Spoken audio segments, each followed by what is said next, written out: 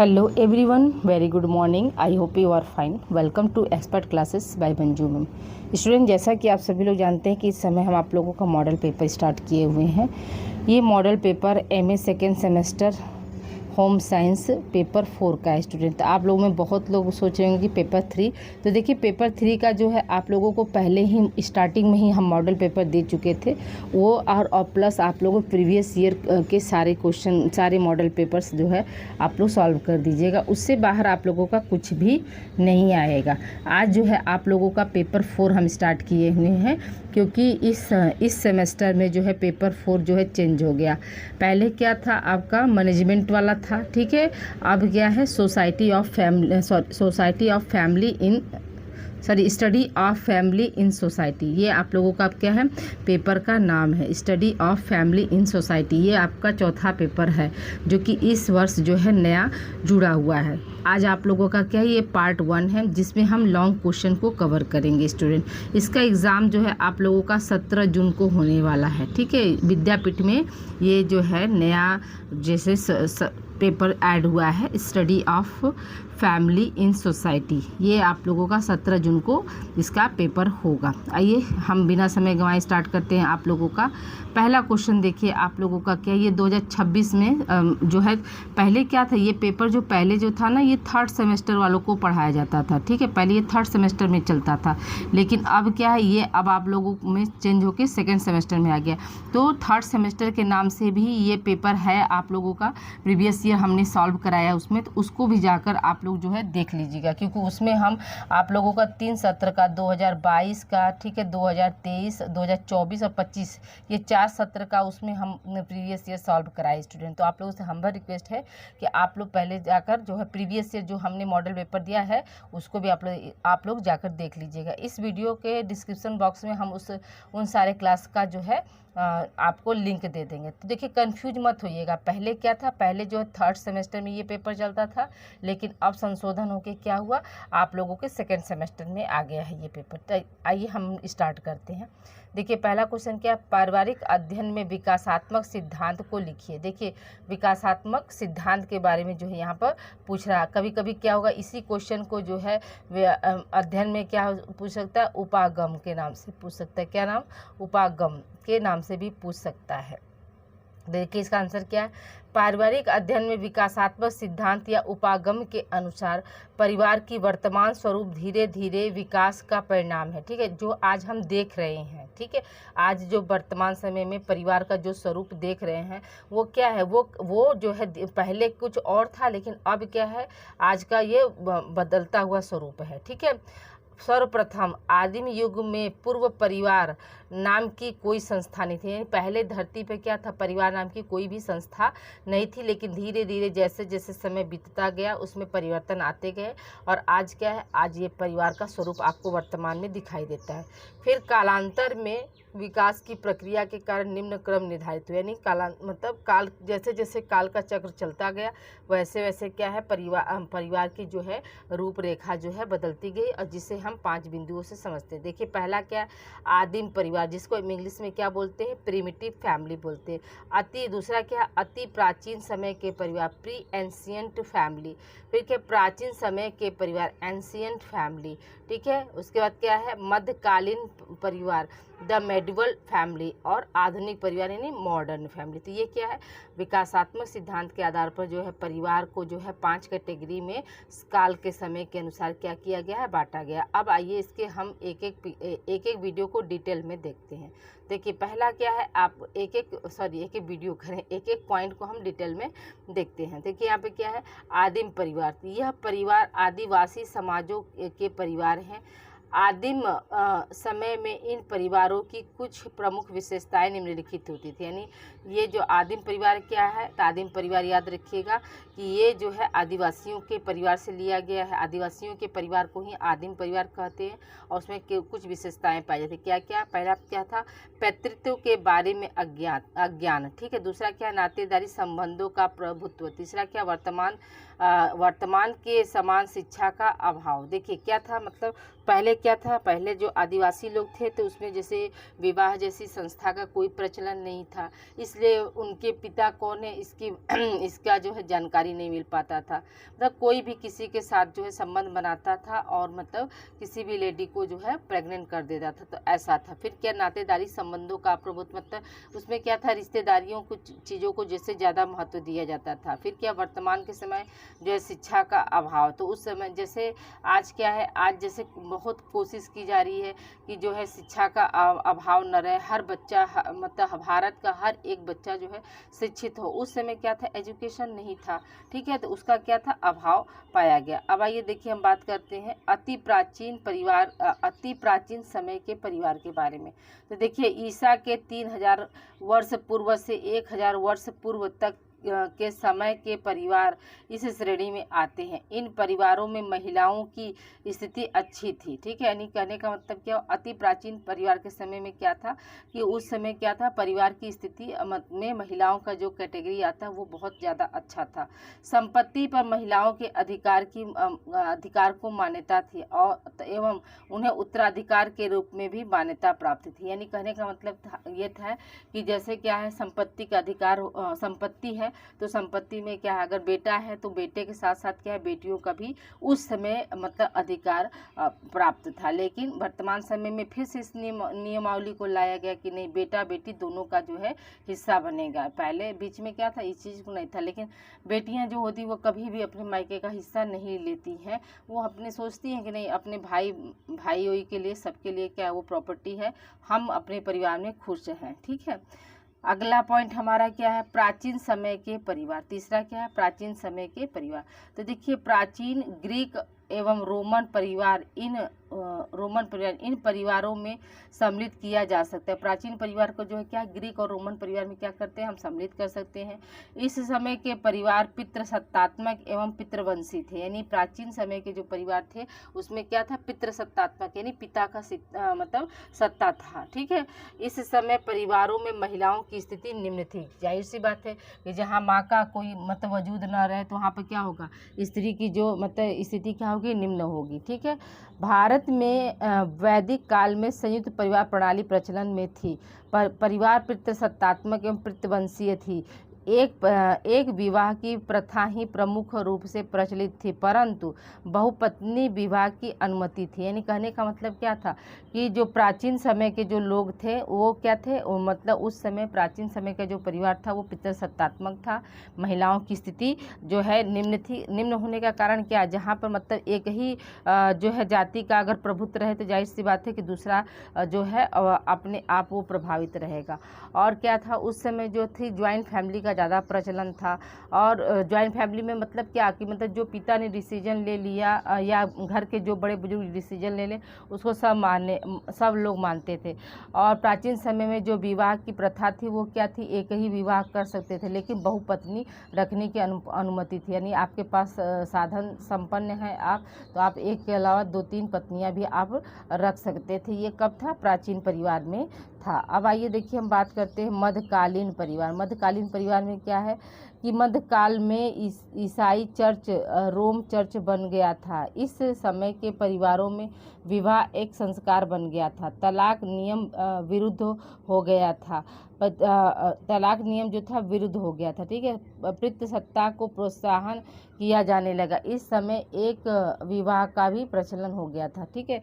यानी मध्यकालीन में क्या था, मध्यकालीन में जो है मतलब जो आधुनिक परिवार थे, ठीक है, ईसाई चर्च वो रोम चर्च में बदल गया। अब विवाह को क्या है, एक संस्कार माना गया। और इस समय भी क्या था, विवाह जो एकल विवाह जो है प्रचलन में था। अब आइए देखिए आधुनिक विवाह के बारे में बात करते हैं। तो औद्योगिकीकरण, नगरीकरण और यातायात के संदेश वाहन आधुनिक साधनों के कारण आधुनिक संस्कृति विश्वव्यापी है। आधुनिक परिवार विवाह संबंधों की प्रधानता वाले प्राथमिक परिवार हैं। आधुनिक परिवार एक विवाही है। आधुनिक काल में तलाक की वैधानिक रूप से अनुमति बच्चों को शिक्षा, ठीक है, और उनके उचित पालन पोषण पर अत्यधिक जो है बल दिया। यानी कहने का मतलब क्या हुआ कि आधुनिक जो परिवार है वो क्या औद्योगिकरण, नगरीकरण और इन सब चीज़ों से आधुनिक संस्कृति में क्या है विश्वव्यापी है, ठीक है। और इसमें क्या है मतलब आधुनिक परिवार में जो है संबंधों की प्रधानता वाले प्राथमिक परिवार, यानी जहाँ पर संबंध है, प्यार है, वही क्या है आपकी प्राइमरी फैमिली होती है। और आधुनिक जो परिवार है वो क्या है एक विवाही परिवार। ऐसा नहीं कि एक के साथ 10-10 पत्नियाँ, जो बहुपत्नी वाला जो सिस्टम पहले था वो चीज़ें अब नहीं है। और इस समय क्या है वर्तमान में, जैसे अगर आपका मन नहीं पड़ रहा है, जीवन साथी से नहीं बन रहा है, तो आप जो है अपने से तलाक लेकर अपनी नई ज़िंदगी की शुरुआत कर सकते हैं। और बच्चे का जो है पालन पोषण संबंधित जो खर्च है वो पिता के द्वारा वहन किया जाता है, ठीक है। ये सब चीज़ों की क्या है मतलब इस समय आधुनिक समाज में जो है परिवार में ये सारी चीज़ों को मतलब ध्यान दिया जा रहा है, ठीक है। अगला हमारा क्या, परिवार के कार्यों का वर्णन कीजिए। देखिए परिवार के कार्य क्या होते हैं, तो देखिए सामान्यतः होगा यहाँ पर। सामान्यतः परिवार के दो प्रकार के कार्य होते हैं। पहला क्या मौलिक और सार्वभौमिक कार्य, दूसरा क्या परंपरागत कार्य। मौलिक का मतलब क्या हुआ कि जो बेसिक आपकी नीड क्या क्या है वो जो है परिवार के द्वारा फुलफिल किए जाते हैं। तो अब आइए देखिए हम परिवार के मौलिक और सार्वभौमिक कार्य के बारे में डिस्कस करते हैं। तो देखिए स्टूडेंट, देखिए क्या है मॉर्निंग का समय है और मैं छत पे क्लास ले रही हूँ, तो वॉइस जो है पक्षियों के जा रहे होंगे, तो प्लीज़ थोड़ा सा आप लोग कोऑपरेट करिएगा, क्योंकि नीचे जो है अगर क्लास लेते हैं तो फिर घर के लोग डिस्टर्ब करते हैं और पक्षियों से तो कोई डिस्टर्बेंस होता नहीं है, ठीक है। क्यों? क्योंकि पक्षियों की जो वॉइस होती है वो बहुत ज़्यादा अच्छी होती है। पहले क्या था, पहले जो हम लोगों की मॉर्निंग होती थी तो पक्षियों की आवाज़ से सुनकर, आज तो मान के चलिए इन पक्षी भी दिन पर दिन क्या हो रहे हैं, रेडिएशन के शिकार हो रहे हैं और दिन पर दिन इनकी भी प्रजातियां जो हो रही हैं वो कम होती जा रही हैं, ठीक है। तो देखिए परिवार के मौलिक व धार्मिक सार्वभौमिक कार्य। तो परिवार के मौलिक व सार्वभौमिक कार्य निम्नलिखित है। पहला क्या है प्राणी शास्त्रीय कार्य, दूसरा है शारीरिक कार्य, तीसरा क्या है मनोवैज्ञानिक कार्य, ठीक है। तो प्राणी शास्त्रीय कार्य को हम लोग देखते हैं। प्राणी शास्त्रीय कार्य क्या है, तो इसमें इसके अंतर्गत क्या क्या चीज़ें आएंगे। तो देखिए परिवार का सबसे महत्वपूर्ण कार्य समाज की जैविकी और प्राणीशास्त्रीय पूर्ण आवश्यकताओं की पूर्ति करना है, जिससे समाज की निरंतरता बनी रहे और समाज का अस्तित्व संभव रहे। यानी प्राणीशास्त्रीय का मतलब ये हुआ कि अपने जैसे जो है मतलब अपने जैसे संतान को जन्म देना। अब अगर ये चीज़ अगर ब्रेक लग जाएगी, मतलब मान लीजिए अगर कोई शादी न करे, ठीक है, परिवार का निर्माण न करे, बच्चे न पैदा करे, तो क्या मतलब ये धरती कायम रह सकती है अपने अस्तित्व। तो हर किसी का क्या होता है, चाहे वो पशु पक्षी हों चाहे इंसान हो, ठीक है, चाहे पेड़ पौधे क्यों ना हो, सब क्या है सब अपनी अस्तित्व को जो है कायम रखना चाहते हैं। सब लोग सभी जो है अपने अस्तित्व के लिए संघर्ष करते। जैसे बच्चे का जन्म हुआ तो जन्म लिया, ठीक है, जन्म लिया तो जन्म लेने के बाद क्या करता है बच्चा भी वहाँ पे क्या है अपने अस्तित्व अपने वजूद को कायम रखने के लिए नए वातावरण से संघर्ष करता है, नए वातावरण में ढलने की कोशिश करता है। और जो उसी तरह से ठीक उसी तरह से क्या होते हैं पेड़ पौधे भी है, अगर एक जगह से दूसरे जगह लगाए जाते हैं तो वो भी क्या करते हैं नए वातावरण में ढलने की कोशिश। वो पेड़ पौधे जो आंधी तूफान बरसात धूप सब चीज़ को सह कर जो आगे बढ़ते हैं, तब उनका क्या है वजूद अस्तित्व रहता है। और जो इन मारपीट को जो आंधी तूफान उनको नहीं झेल पाते हैं, उनका क्या होता है वो नष्ट हो जाता है। तो सेम चीज़ क्या होता है मनुष्यों में भी पाई जाती है। देखिए यहाँ पे क्या है पहला जैसे यौन संबंधित इच्छाओं की पूर्ति है ना, यौन संबंधित इच्छाओं की पूर्ति, यौन संबंधित इच्छाओं की पूर्ति होने पर ही तो औलाद होते हैं। तो देखिए यहाँ पर क्या है आगबर्गन और निम्खाफ ने क्या लिखा है, मतलब क्या उन्होंने प्राणशास्त्री की कार्य की क्या परिभाषा दी इसके बारे में। लिंग एवं संतान उत्पत्ति के कार्य परिवार के विशिष्ट कार्य हैं, ठीक है। लिंग और संतान उत्पत्ति के कार्य क्या है परिवार के विशिष्ट कार्य होते हैं। दूसरा देखिए कार्य क्या है संतान उत्पत्ति। तो देखिए सदर वुड और सदरलैंड और वुडवर्ड ने लिखा है। यह एक मौलिक प्राणीशास्त्रीय कार्य है जो परिवार करता है, एक ऐसा कार्य जो किसी भी मानव या पशु समाज के लिए क्या अत्यंत अनिवार्य होता है। फिर है आपका तीसरा कार्य क्या है, प्रजाति अस्तित्व को संभव बनाती है। ठीक है, यानी आप जैसे क्या प्रजाति ही ना आपके अस्तित्व को जैसे उस भूमि की कोई कीमत नहीं होती जहाँ पर घास फूस न हो। ठीक है, लेकिन हाँ उसको बंजर मानते हैं, तो बंजर भूमि की क्या कोई मतलब वजूद नहीं होता। ठीक उसी तरह से जो है हमारे ह्यूमन बींग्स में भी मतलब उस कपल की कोई वैल्यू नहीं होती है जो कि मां न बन सके, जो दाम्पत्य जीवन को आगे न बढ़ा सके, उसको क्या है हमारा समाज जो है उसको स्वीकार नहीं करता। फिर दूसरी चीज़ क्या होती है कि मान के चलिए अगर उनके बच्चे नहीं हैं, ठीक है, और वो समाज का तो एक हिस्सा है, लेकिन क्या है कहीं ना कहीं जैसे उनके मरने के बाद फिर क्या उनका कोई वजूद नहीं रहता है।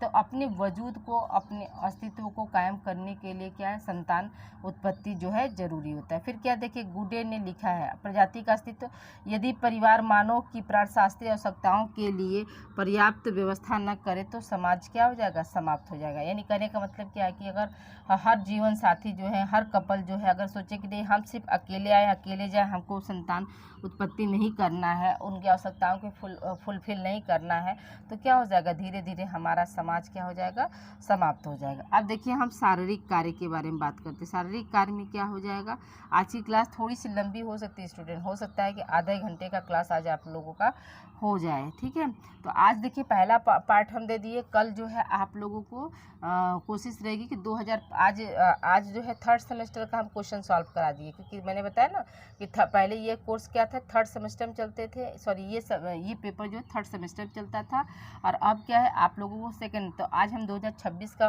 करवा रहे हैं, और कल जो रहेगा मॉडल पेपर जो है आप लोगों का 2024-25 का रहेगा। ठीक है, वैसे तो हमने पिछले वीडियो में सारे जो है करा दिए हैं, थर्ड सेमेस्टर के नाम से है, तो आप लोग वहाँ से भी देख सकते हैं, लेकिन एक रिवीजन की पर्पज़ से कुछ क्वेश्चन का कलेक्शन जो है विगत जो वर्ष हैं उनसे भी हम ले लेंगे। देखिए शारीरिक कार्य में क्या होता है, तो शारीरिक कार्य में पहला कार्य क्या है, शारीरिक सुरक्षा, दूसरा क्या बच्चों का पालन पोषण। ठीक है, तो देखिए शारीरिक सुरक्षा क्या है, तो परिवार अपने सदस्यों की शारीरिक रक्षा करता है। ये बच्चों, स्त्रियों, वृद्धों और अपाहिज, बीमार व शारीरिक रूप से असमर्थ बालकों की परिवार जो है क्या करता है, सुरक्षा करता है। बच्चों का पालन पोषण, मानव शिशु लंबे समय तक क्या होता है, असहाय अवस्था में रहता है। माता पिता का यह उत्तरदायित्व होता है कि वो अपने बच्चे का क्या है, पालन पोषण करे। अब देखिए ग्रोव्स ने क्या लिखा है, तो बच्चों की सुरक्षा व देखभाल यहाँ पर वह रहेगा, वह देखभाल परिवार का एक आवश्यक कार्य है। ठीक है, बच्चों की जो है सुरक्षा और देखभाल क्या है, परिवार का जो है एक आवश्यक कार्य होता है। अब आइए देखिए तीसरे कार्य के बारे में पढ़ते हैं। तीसरा कार्य क्या है, निवास की व्यवस्था। तो निवास की व्यवस्था में क्या है स्टूडेंट, देखिए निवास की व्यवस्था में आपका है कि स्थान की व्यवस्था परिवार द्वारा की जाती है, जहाँ परिवार के प्रत्येक सदस्य विभिन्न क्रियाकलाप करते हैं, यही क्या कहलाता है, घर कहलाता है। बिना घर के परिवार के सदस्य एकत्र नहीं रह सकते। इस एक प्रकार से घर व परिवार शब्द एक दूसरे के क्या है, पर्यायवाची है, यानी एक के बिना क्या है दूसरे का कोई वजूद नहीं होता। अब देखिए मनोवैज्ञानिक कार्य, मनोवैज्ञानिक कार्य में क्या होता है, तो देखिए मनोवैज्ञानिक कार्य में क्या है आपका कि परिवार का तीसरा मौलिक एवं जो है सार्वभौमिक कार्य सार्वभौमिक कार्य मनोवैज्ञानिक कार्य, यानी मनोवैज्ञानिक कार्य जो होता है वो क्या है आपका एक तरह से सार्वभौमिक कार्य, यानी कहने का मतलब क्या है, सार्वभौमिक शब्द का मतलब क्या होता है स्टूडेंट कि हर जगह पाया जाता है। ठीक है, इसमें क्या होता है, परस्पर स्नेह, आदर, विश्वास, सहयोग आदि की भावना से ही स्वस्थ विकास संभव है। यानी कहने का मतलब क्या है कि जिस परिवार में अगर आपस में भाईचारा न हो, एक दूसरे का आदर न हो, एक दूसरे के प्रति सहयोग की भावना न हो, तो वो परिवार क्या है, डेवलप नहीं कर सकता। आपके अकेले विकास से आपका परिवार आगे नहीं बढ़ सकता जब तक कि घर का एक एक मेंबर का विकास न हो पाए। ठीक है, ऐसे परिवार जो किसी कारण से विघटित हो जाते हैं उनमें बच्चों व अन्य सदस्यों की मानसिक विकास संभव नहीं होता है। यानी कहने का मतलब कि अगर टूटे फूटे परिवार है तो उसमें क्या होगा, उसमें जो है उनके बच्चे का जो है मानसिक विकास अच्छे से नहीं होगा, उसमें कहीं ना कहीं क्या है, मानसिक विकार की स्थिति उत्पन्न हो जाती है।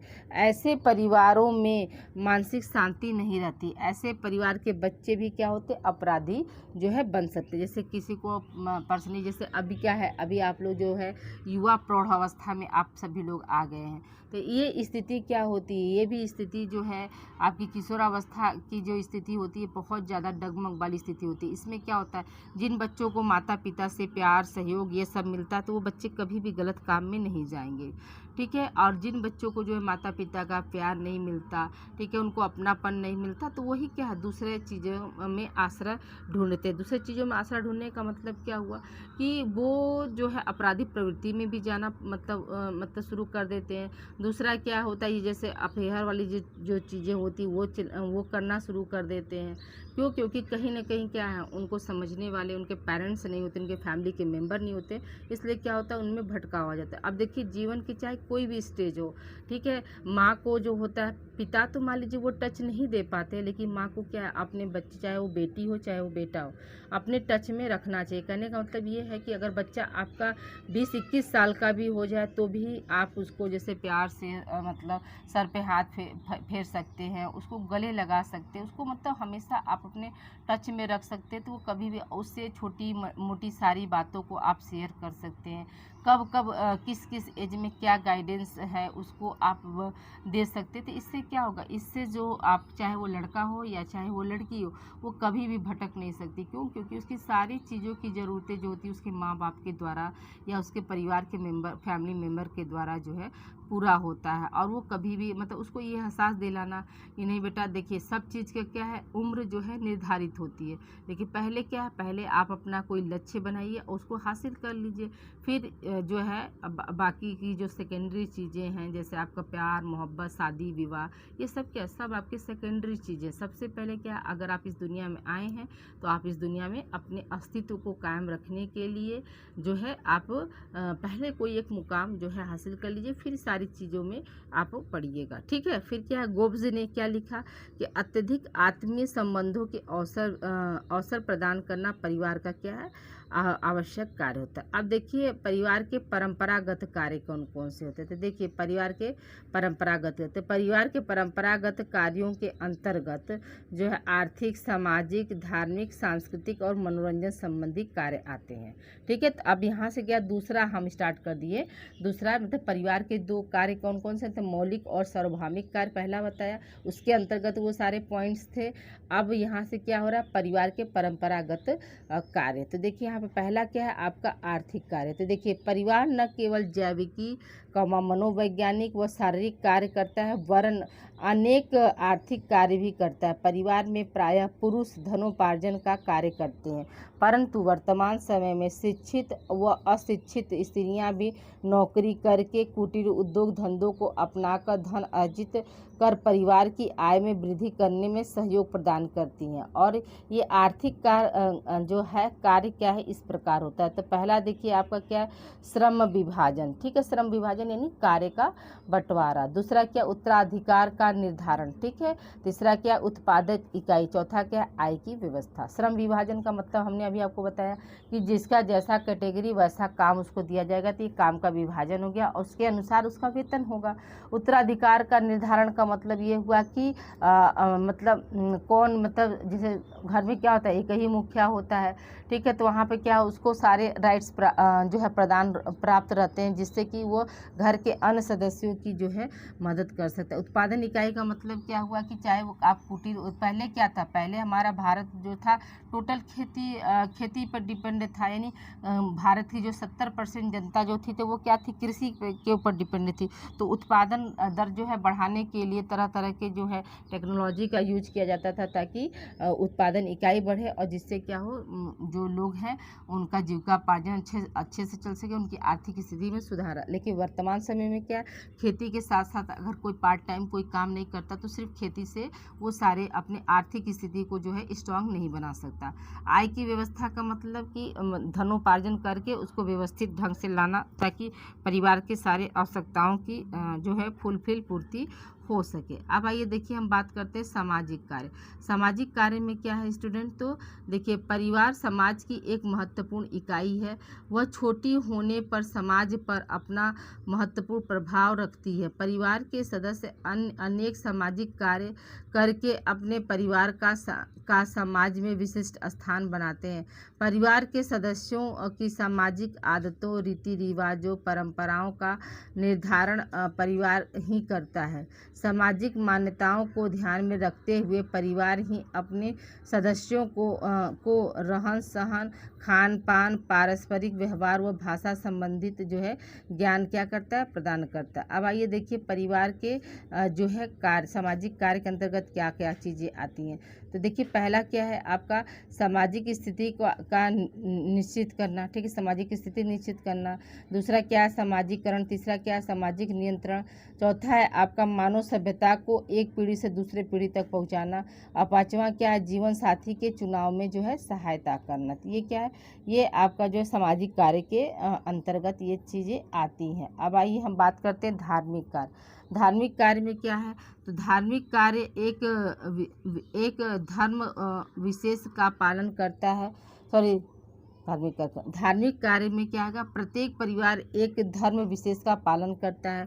परिवार में रहकर ही बच्चा उस विशेष धर्म का अनुयायी बनता है। जैसे हिंदू के घर में क्या होगा, हिंदू के घर का बच्चा क्या होगा, हिंदू कहलाएगा। मुस्लिम के घर के बच्चा क्या होगा, मुस्लिम कहलाएगा। सिख के घर का बच्चा क्या होगा, सिख कहलाएगा। तो सबका क्या अपना एक विशेष धर्म है, ठीक है। और ईश्वर की भक्ति भाव से उपासना करता है। ईश्वर की उपासना करने से ही वह अच्छे बुरे की पहचान को समझने लगता है। वो अच्छे बुरे की पहचान क्या समझने लगता है, पाप पुण्य समझता है, ठीक है, और बुरे काम करने से डरता है। परिवार अपने सदस्यों हेतु धार्मिक कार्य संपन्न कराता है। जैसे देखिए जिस धर्म में जिस भी बच्चे का जन्म होगा वो क्या होगा, जिस परिवार में जिस भी बच्चे का जन्म हुआ वो परिवार जिस भी धर्म का होगा तो बच्चा क्या होगा, उसी धर्म को वो आगे बढ़ाएगा। अब आइए देखिए यहाँ पे क्या है, पहला जैसे आपका क्या है धर्म का पालन करना, ठीक है, धर्म का क्या है पालन करना। दूसरा क्या है आपका ईश्वर की उपासना करना। तीसरा क्या धार्मिक कार्यों को करने या उसमें भाग लेने के नियम विधियों की जानकारी प्राप्त करना। और चौथा क्या है आपका परिवार के सदस्यों में आध्यात्मिक और धार्मिक गुणों का क्या है विकास करना। ये सब क्या ये आपके जो है धार्मिक कार्य में आते हैं। जैसे बच्चा जिस भी धर्म का रहेगा तो अपने धर्म का पालन करता है, ईश्वर की उपासना करके ईश्वर को प्राप्त करने की और मोक्ष प्राप्त करने की कोशिश करता है। धार्मिक कार्य में जो भी चीज़ें नियम कानून होते हैं उसको क्या उन विधियों को जानना और आगे क्या है अपनी पीढ़ी को जो है हस्तांतरित करना, ठीक है। परिवार को में क्या है आध्यात्मिक और धार्मिक गुणों का, परिवार में जो भी सदस्य हैं उनमें क्या किया जाता है, उनमें जो है आध्यात्मिक और धार्मिक गुणों का जो है विकास किया जाता है। अगला हमारा पांचवा कार्य क्या है सांस्कृतिक कार्य। सांस्कृतिक कार्य में क्या है प्रत्येक समाज की एक संस्कृति होती है और उसे जीवित रखने का कार्य परिवार करता है। परिवार अपने परिवेश में एक संस्कृति का पालन करता है जिसमें एक निश्चित जीवन विधि, जनरीतियाँ, परंपराएं, नैतिक मूल्य, रीति रिवाज, भावनाएं आदि होती हैं। इनकी प्रारंभिक शिक्षा माता पिता से बच्चों में और बच्चों द्वारा उनके बच्चों को दी जाती है। इस प्रकार जो है प्रत्येक पीढ़ी में इस संस्कृति का जो है हस्तांतरण जो है होता रहता है, ठीक है। अगला हमारा क्या है शिक्षा संबंधी कार्य। शिक्षा संबंधी कार्य में क्या है बाल्यावस्था में बच्चे जो है गीली मिट्टी के समान होते हैं। उन्हें किसी भी आकार में ढाला जा सकता है। इसलिए बाल्यकाल में बच्चों को जो भी कुछ सिखाया जाता है उसकी अमिट छाप जीवन भर उसके व्यवहार में होती है। इसलिए परिवार को व्यक्ति की प्रथम पाठशाला कहा जाता है। विद्यालय जाने से पूर्व बच्चा परिवार में ही शिक्षा अर्जित करता है। शिक्षा का अर्थ केवल किताबी ज्ञान से नहीं होता वरन भिन्न भिन्न क्षेत्रों में का भी ज्ञान जो है इसमें सम्मिलित होता है, ठीक है। और जॉर्ज हर्बर्ट के अनुसार क्या है तो जॉर्ज हर्बर्ट ने क्या कहा, जॉर्ज हर्बर्ट के अनुसार जो है कहा गया कि एक अच्छी माँ 100 अध्यापकों की क्या होती है बराबर होती है। तो देखिए शिक्षा संबंधी कार्य क्या होता है तो बाल्यक अवस्था जो होती है वो क्या गीली मिट्टी के समान होती है। चाहे अब जैसे गीली मिट्टी है तो क्या होगा, हम उसको चाहे जैसा भी रूप दे सकते हैं, उसको एक मूर्त का भी आकार दे सकते हैं, एक जो है फल का भी आकार दे सकते हैं, एक जानवर का भी आकार दे सकते हैं गीली मिट्टी से। जैसे खिलौना हम चाहें तो जिस आकार का भी बना सकते हैं। लेकिन वहीं पर अगर वो उसको हम क्या है आँच में तपा दिए तो फिर अगर वो मिट्टी जो खिलौना स्ट्रांग हो गया, पक गया, तो फिर चाह कर भी उसको हम कोई आकार नहीं दे सकते। तो इसीलिए क्या है, बाल्यकाल में जो कहा जाता है तो शिक्षा दीक्षा जो होती है अच्छे से करनी चाहिए, बच्चों में संस्कार अच्छे से भरने चाहिए। और क्या होता है, जो बच्चा चाहे जिस भी फैमिली में जन्म लिया हो, जैसा परिवार का वातावरण होता है, बच्चा क्या होता है वो अपने परिवार से ही सारी चीज़ों को सीखता है। इसीलिए कहा जाता है ना कि परिवार का जो वातावरण होता है वो क्या किसी बच्चे की प्रथम पाठशाला होती है। और प्रथम शिक्षिका कौन होती है, उसकी माँ होती है। ठीक है, प्रथम गुरु कौन होती है, उसकी माँ होती है। माँ अगर अच्छी है तो वो अपने बच्चों में भी क्या होगा, अच्छे गुणों को जो है शामिल करेगी। अब देखिए कहीं कहीं क्या होता है, आप में से भी बहुत सी माएँ होंगी तो वो क्या करती हैं, वो अपने बच्चे पर उतना ध्यान नहीं देती और गलत आदतों को जो है सिखाती हैं। जैसे कि झूठ बोलना, ठीक है, अगर चाची हैं दादी हैं तो उनको जो है मतलब शेयरिंग नहीं करना, आओ चुपके से घर के अंदर खा लो, है ना। तो ये सब चीज़ें क्या हो रही है, तो अब ये चीज़ आप अपने बच्चों को बचपन में दे रहे हैं, तो अब वही जो है आप जब बुजुर्ग होंगे तो वही बच्चे क्या होंगे, अपने परिवार के साथ रहेंगे तो आप भी तो दादी बनेंगी, तो फिर वो भी क्या करेंगे कि नहीं नहीं चुपके से खाना है। तो वो चीज़ें क्या हो, आपने जो चीज़ उनको सिखाया वही कहीं ना कहीं छोटी सी जो है छाप जो है उनके जीवन भर चलती रहती है।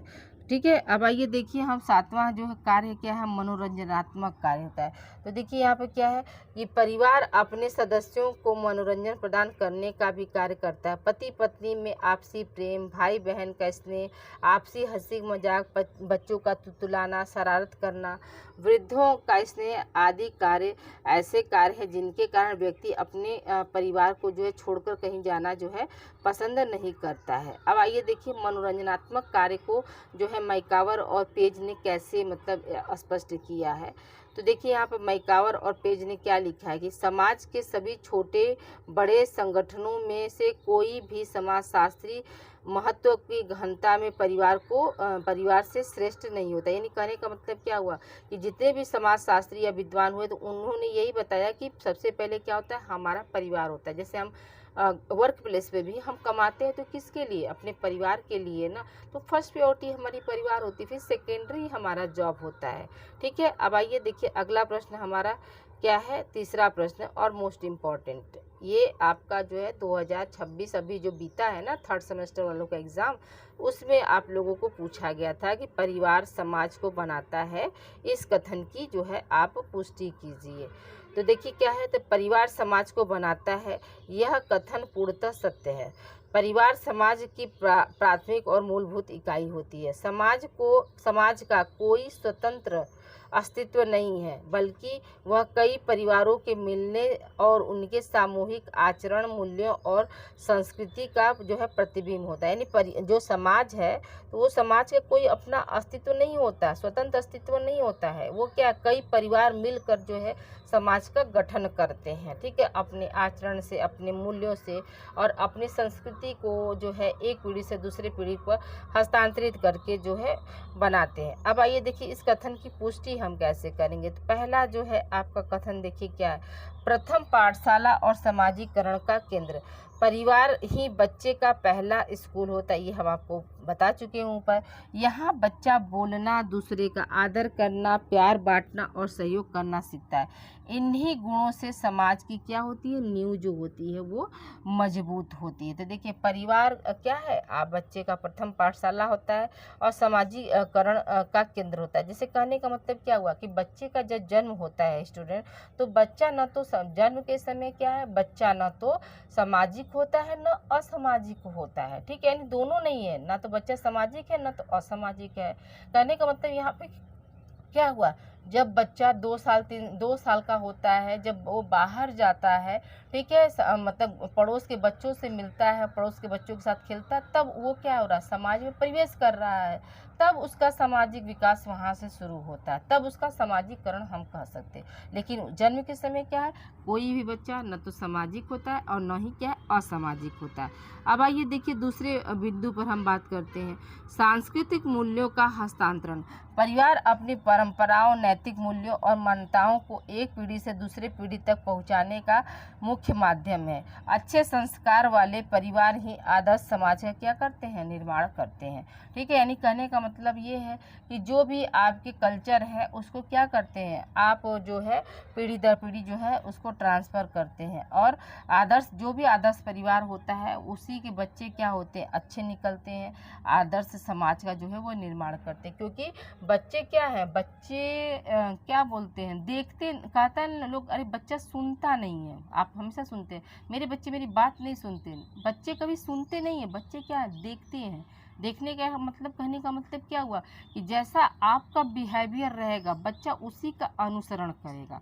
तो बच्चे क्या है, देख कर आगे बढ़ते हैं, सुन कर आगे नहीं बढ़ते हैं। वो अपने माता पिता, अपने घर के मेंबर को, सबको वो एब्जॉर्व करते हैं, सबको नोटिस करते हैं कि हमारा जो परिवार का मेंबर है उसके किसके साथ व्यवहार। अगर मान लीजिए परिवार में कोई चालाकी कर रहा है तो बच्चा भी क्या करता है, वही चीज़ सीखता है। वो भी मतलब चालाकी से सोचता है कि अपना काम हम कैसे निकाल लें।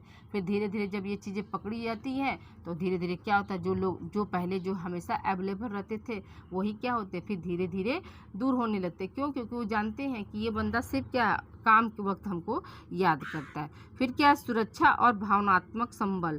तो यानी परिवार अपने सदस्यों को आर्थिक सुरक्षा और भावनात्मक सहारा देता है। जब व्यक्ति मानसिक और आर्थिक रूप से सुरक्षित महसूस करता है तब वह समाज के विकास में रचनात्मक योगदान दे सकता है। कहने का मतलब क्या हुआ कि अगर बच्चों को हम भावनात्मक जो है नहीं, सोसाइटी जैसे कहने, देखिए अभी क्या है, जापान में एक पंच नाम का बंदर, जो अभी 1 साल पहले जो है उसका वीडियो बहुत तेज़ी से वायरल हुआ। पंच नाम का वीडियो क्यों वायरल हुआ, तो उसके पीछे भी क्या है, कहीं ना कहीं हमारे जो मानव का जो बिहेवियर उससे मिलता जुलता है। कहने का मतलब यहाँ पे कि पंच नाम का बंदर, जैसे चिड़ियाघर में एक था जो है, माँ ने उसको जन्म दिया, फिर क्या हुआ, वो वीकनेस के कारण या किसी भी चीज़ों के कारण क्या हुआ, अपने बच्चे को जो है वो तिरस्कार कर दिया। यानी कहने का मतलब कि वो स्वीकार नहीं की। फिर क्या हुआ, वो बंदर का जो बच्चा है दूसरे बंदरों के साथ जो है मतलब खेलने कूदने के लिए जैसे आपसी संबंध बनाने की कोशिश किया, लेकिन सब ने क्या किया, उसको ठुकराया। फिर वो बंदर का जो बच्चा था वो अकेला हो गया। अकेला होने पर जो वहाँ पर जो देख रहे चिड़ियाघर के होते हैं तो वो देखे कि नहीं, वो तो मतलब सही नहीं है। फिर उसने क्या किया, उन्होंने एक खिलौना दिया, एक टैडी दिया जो सॉफ्ट था। तो वो बंदर का बच्चा क्या, उसी को अपना माँ समझने लगा और उसी को लेकर साथ साथ जैसे मतलब रहना, खेलना, खाना। जब कहीं उसको डर लगता तो उसको पकड़ कर उसके नीचे छिप जाता था। तो वो क्या हुआ, तो मतलब उस खिलौने से को वो अपनी माँ समझा, अपनी दुनिया समझा और उससे अपने आप को जो है सुरक्षा का आवरण समझा। उसीलिए क्या है, तो जैसे माँ का जो स्पर्श होता है वो भी कहीं ना कहीं क्या है, बच्चे का बहुत बड़ा सुरक्षा का आवरण होता है। जैसे जिन बच्चे का तिरस्कार किया जाता है वो बच्चे कहीं अपने आप को जो सुरक्षात्मक रूप से महसूस नहीं, भावनात्मक रूप से जो है स्ट्रांग नहीं समझ करते, तो वो बच्चे का जो है मानसिक विकास जो होगा वो कहीं ना कहीं क्या है, अवरुद्ध होगा और वो समाज के विकास में कोई भी क्रिएटिविटी या रचनात्मकता ढंग से योगदान नहीं दे सकता। जैसे एक एग्जाम्पल अभी हमने क्या दिया, जापान का पंच। आप लोग भी चाहेंगे तो जाकर मतलब यूट्यूब पर सर्च करके देखिएगा उसकी कहानी। बिल्कुल जो है क्या है, मतलब वो मनुष्य के जीवन से जो है बिल्कुल मिलता जुलता है। ठीक है, जैसे कि मान लीजिए किसी को आप बिल्कुल अकेला छोड़ दें तो फिर वो भी क्या होगा, वो निर्जीव चीज़ों से अपनी मतलब आवश्यकताओं की पूर्ति करने लगता है। जबकि ये क्या है, कहीं ना कहीं जो है भावनात्मक रूप से बहुत ज़्यादा कष्टदायक होता है। अगर कहीं आपके अगल बगल कोई है तो आप ठीक है, आप उसको इकोनॉमिकली सपोर्ट नहीं कर सकते, लेकिन भावनात्मक रूप से उसको सपोर्ट कीजिए कि आप जो है, मैं आपका दोस्त हूँ, आपकी फीलिंग्स को समझता हूँ, आपको मदद कर सकता हूँ। ऐसा ना हो कि वो बिल्कुल अकेला हो जाए। तो आज क्या है, मतलब पंच जो है क्यों वायरल हुआ, क्योंकि जो है उसका जो है मतलब बिहेवियर जो है या यूँ कह सकते हैं कि कहीं ना कहीं जो है हमारे मानव जीवन से ज़्यादा प्रभावित हो रहा है। ठीक है। फिर क्या, सामाजिक नियमों का पालन करना। तो परिवार व्यक्ति के व्यवहार को अनुशासित करता है। जो व्यक्ति परिवार में बड़ों का सम्मान और नियमों का पालन करना सीखता है, वह समाज में भी एक जिम्मेदार और कानून पालक नागरिक जो है बनता है स्टूडेंट। ठीक है, तो देखिए ये चीज़ें थी आज की आपकी क्लास की। तो ये आज की वीडियो आप लोगों की तो है 38 मिनट की हो गई है, थोड़ी सी लंबी हो गई है। तो आप लोग प्लीज़ कोऑपरेट करिएगा, क्योंकि जो है लॉन्ग क्वेश्चन हमने 3 लॉन्ग क्वेश्चन 2026 के जो है आपके जो 3rd सेमेस्टर में आया था उसी को हमने यहाँ पे कवर कर दिया है। तो आज की क्लास आप लोगों को कैसी लगी, आप लोग अपना वैल्यूबल कमेंट करना ना भूलें। और पेपर 3 जो है आप लोगों को पहले से हम पढ़ा चुके हैं। आप लोग वहाँ जाकर पेपर 3 यानी जो आप लोगों का कल एग्ज़ाम होने वाला है उसका वीडियो आपको पहले मैंने दे चुका है। आप वहाँ से आप जाकर वहाँ पे कंटिन्यू कर लीजिए। और ये आपका जो है 17 तारीख वाला पेपर है स्टूडेंट, और इसको भी साथ में समय मिले तो इसको भी आप लोग देखते रहिएगा। तो आज शाम को भी कोशिश रहेगी कि शॉर्ट क्वेश्चन का हम एक और मॉडल पेपर कल सुबह भी, अभी हमारे पास आज शाम का समय, कल सुबह, परसों, 3 दिन का है। 3 दिन में हम आप लोगों को एकदम बिल्कुल अच्छे से ये 2026-2025 के मॉडल पेपर आप लोगों को अच्छे से हम करा देंगे। और आप लोग को बोल रहे हैं ना कि ये जो है क्लास जो है आप लोगों का पहले क्या था, जो है तीसरे सेमेस्टर में चलता था। ठीक है, तीसरे सेमेस्टर में चौथा पेपर था। आज क्या है, आप लोगों का 2nd सेमेस्टर में जो है ये चौथा पेपर हो गया है। ठीक है, तो आप लोग जो है 3rd सेमेस्टर वाली चीज का वीडियो का भी लिंक हम इसी वीडियो में आप लोगों को दे देंगे। तो आप लोग वहाँ से जो है पूरे आप प्रीवियस ईयर वहाँ से सॉल्व कर सकते हैं। ओके, मिलते हैं हम अगली क्लास में। Thank you for watching student.